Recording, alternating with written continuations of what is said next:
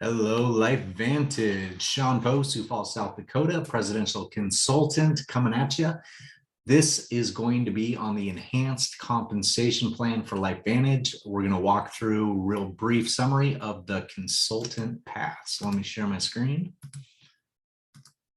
All right, so the ranks in the company go from consultant and consultant one up to presidential consultant or PC1.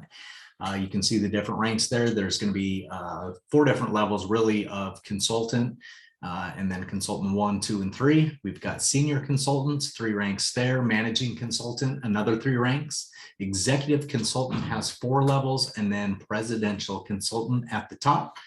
Personal purchase cap. So qualifying for different areas of the compensation plan, a portion can be counted on your personal purchases, but you can see across the board, regardless what rank, 150 of your personal orders can count towards these different bonuses, and also the sales volume requirement. So that second line after personal purchase is the sales volume requirement for you to get paid at a specific rank. Again, the personal purchase portion can count towards that, but you don't have to have any personal purchase requirement there. So the sales requirement, you can see starting at C1, consultant 1 is 150. That can be your personal orders and any of your personally enrolled customers, the volume that they're ordering, and it can be comprised totally of the customer side. It's going to go up to 200 at consultant 2, 250 at consultant 3. Then it's going to stay at 300 for the rest of the rank, senior consultant 1 up through presidential consultant 1. So that 300 that you're seeing at senior consultant 1 up through presidential consultant, again, it can be a combination of your personal orders up to a max of 150, and then it's going to be offset with the rest of the volume that you acquire from personally enrolled customers. Group sales volume. So that is the amount of volume that you and your customers are doing, and then any consultants that are underneath you and their groups as well is all added together for group sales volume. You can see at consultant 2, that's really the first rank requiring it. You're going to need 500 there. Consultant 3, 1,000. Then getting into the senior consultant ranks. Consultant 1 is 2,000, senior consultant 2, 3,500, 6,000 for senior consultant 3. Then moving into the management consulting area, you've got MC1s at 10,000, MC2 at 20,000, MC3 at 40,000. EC1s are 80,000 in the executive consultant area, 150,000 for EC2, 300,000 EC3, 600,000 for EC4, and then presidential consultants, 1 million in group volume. So all of that volume is needed, but then there's also a maximum that you can take from a given leg in your organization. A leg is simply either your basket of customers, that's going to be one group that can be considered in your volume, and then any personally enrolled distributors that remain frontline to you, they will start a new leg in your organization. So let's say you have your group of customers here, maybe it's 10,000 in volume in customers, then you've enrolled Amy, Bob, and Craig. So Amy and anything underneath her is going to be one leg in there. Bob, anything under Bob is going to be there as a second leg, and then a third leg will be Craig and his volume. And then again, outside of all 3 of those, you have your bucket of customers that you've enrolled that counts as volume as well too. So the maximum volume rule that you see on that last row is just the maximum amount you can take from any one of those 4 areas that I just described.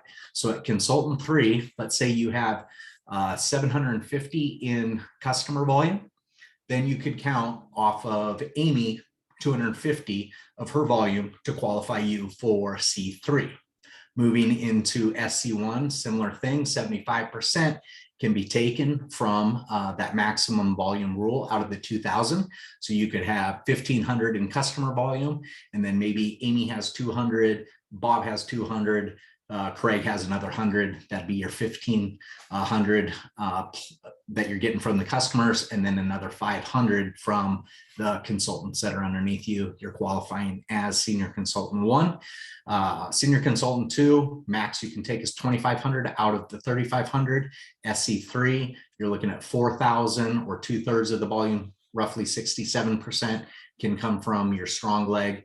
Moving into the MC1, at 10,000, 60% can be taken from one strong leg. The rest has to come from outside. So in the examples again that I was giving you, let's say Amy's leg has 8,000 total in it.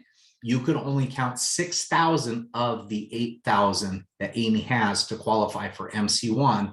The rest would have to come from your customer bucket, Bob's leg, Craig's leg. Okay, you can only take out of the 8,000 that Amy has for you to qualify for MC1. You can only count 6,000 of that.